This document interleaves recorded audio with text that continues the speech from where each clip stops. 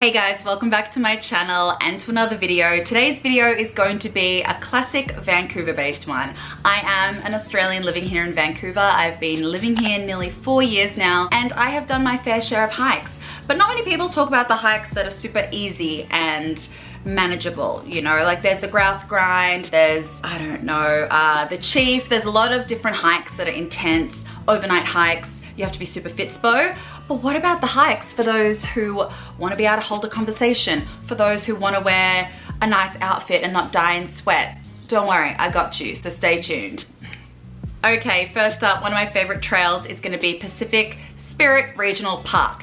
I first discovered this with a friend back in 2018. I walked there with her dog and it's great for biking, kids, dogs, whatever. It isn't off leash, so you need to have your dogs on a leash, but there are so many different levels. There's some parts that can be hilly. I reckon you should follow a map because it can get a bit confusing, but it's just near UBC, the UBC campus. So if you follow West 16th right to the end of the road before you head into UBC, it's on the left-hand side. There are buses that can take you there. You can get an Uber there. You can walk there if you live close. And yeah, I think it's like the parking, I'm pretty sure is free along that road as well near the park. But yeah, I just think it's really accessible. There's lots of different options. It's very Pacific Northwest. If you want the woods without going to the woods, go to Pacific Spirit.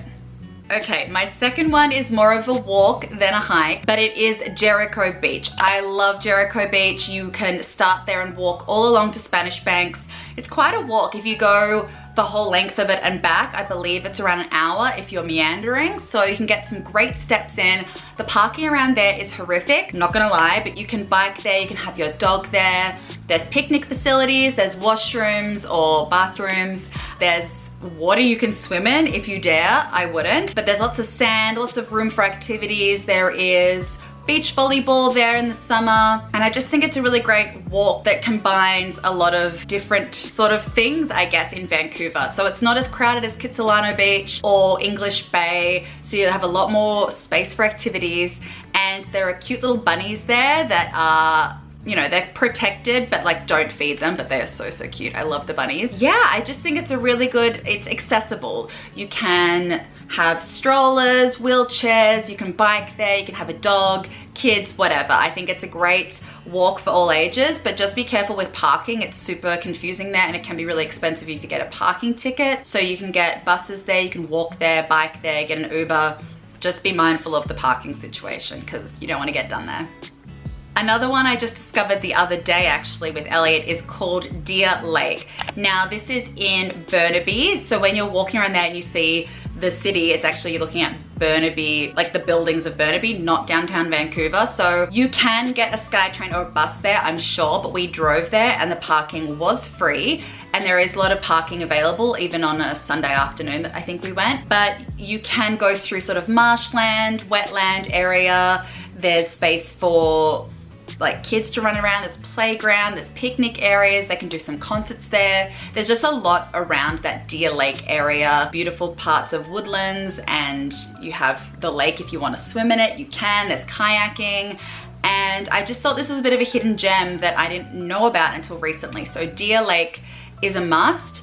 Just because it's a bit further out of Vancouver doesn't mean it isn't Vancouver, and it's probably less touristy. I'm not gonna say I know that for sure because I haven't been in peak season, but yeah, we went at the beginning of June and it was great.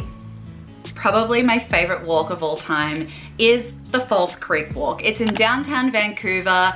I would suggest to get there, go to Granville Island, have a look around there. Don't park there because it's insane with the parking, but get a bus there, get off. When you're at Granville Island, start the walk there. Follow False Creek along until Olympic Village and Science World. Like that would be a good hour.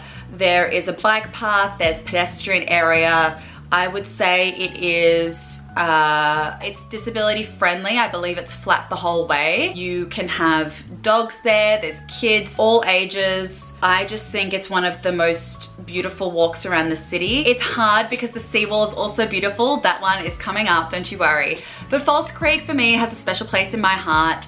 I used to work on Granville Island, so walking to even go to the physio or to meet up with friends. Like, I just think there's so many different things to look at. You have beautiful homes on your right, you have the water on your left as you're going that way, but I would recommend starting from Granville Island and walking towards Science World and then getting a SkyTrain and going to wherever you need to go. I just wouldn't recommend driving there unless you know where to park, because it can be really expensive. So get a lift there, get a bus there, and then begin the walk, because it is just gorgeous. There's so many little parks along the way. You can stop, photo opportunities. It's just a different way to see the city skyline, and I just love it. And yes, last but not least, the Vancouver Seawall, the beautiful Stanley Park. It is our version of Central Park. There are just so many trails in there. You can begin within Stanley Park and go out. It can be like a maze, so make sure along your phone, even if you don't have internet, you can follow the trail on your phone. So that's really good, but just have a landmark, have a plan. Like when Elliot and I go, we normally say, let's go to the totem poles and back downtown, or let's go to Second Beach and back, or let's go to the Rose Garden and cut across and then come back via Third Beach. Look at the map and have a sort of plan before you go in, I would recommend.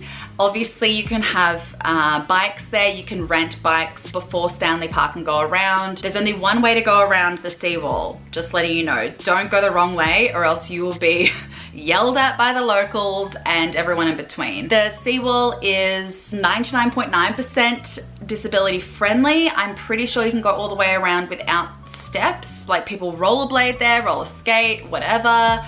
It's, you know, kid friendly, dog friendly.